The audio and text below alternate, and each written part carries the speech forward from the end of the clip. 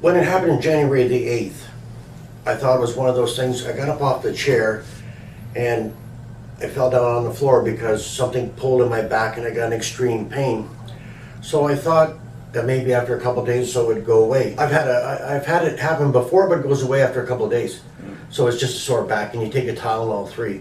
Well, that was another thing I forgot to mention. Tylenol 3s weren't working, nothing was working. Well, then the pain started coming and then the loss of the leg and the feeling and across the back. And then it got to a point where sleeping was difficult, then walking became difficult, then sitting became difficult, and then driving became difficult. I couldn't work the way I was at the beginning of February. It's just impossible for me. I general jobs, but the most part, the ones I have, I count as myself as labor. And I never had a backup plan, and although I'm in good shape, I'm not in good enough shape to quit. So there was fear built in when that day that I left the apartment and I told Cindy that I had to come here. That was the day that was either going to be a make or break for me. I'd either be, and obviously, you know, I'm too old for anybody to hire. With what I do, most of the positions are taken. So basically I would have been just out on the street with nothing. And you know, at 58, you can't start another career or anything like that. So I had to get better. Life at home wasn't getting that great because I was always cranky. So Cindy was taking the brunt of that, but trying to help me through it. And I was just ugly with people at work. You know, I was getting madder and madder, and the guys that worked for me were taking the brunt of it, and it just wasn't pretty at all. It wasn't very good at all.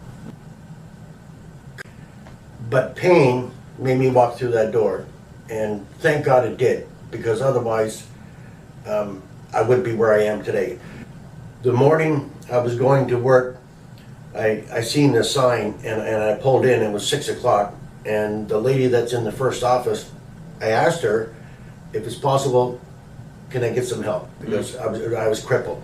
But one of the key things that I think was the best to get started with this place is the chat that we had before.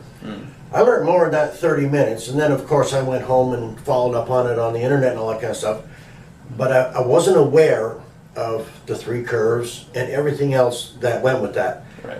So then Cindy and I could relate then to what you say, and we'd go home and we'd talk about it, and then know where I gotta go and where, you know, and so on and so forth. I was quite shocked when I seen the curve, and I'm glad the x-rays were taken, especially after my second set where I can see that things are coming back, and that's why I'm feeling better.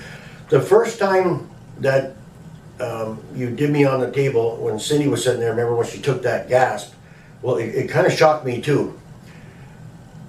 But when we went home, it didn't hurt.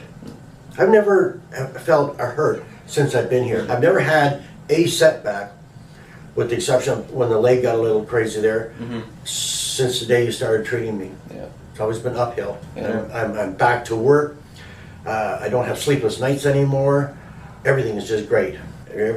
Cindy and I are back to the way we used to be, and I haven't barked at the guys I work with, and it's fun to go have a beer with them at the pub, and like I used to. Like, there was that void where I just hated everybody and everything, just because I couldn't do my job. And I do my job because I want to help people bring their home to what they want. I just don't do a job. I put care and pride into it.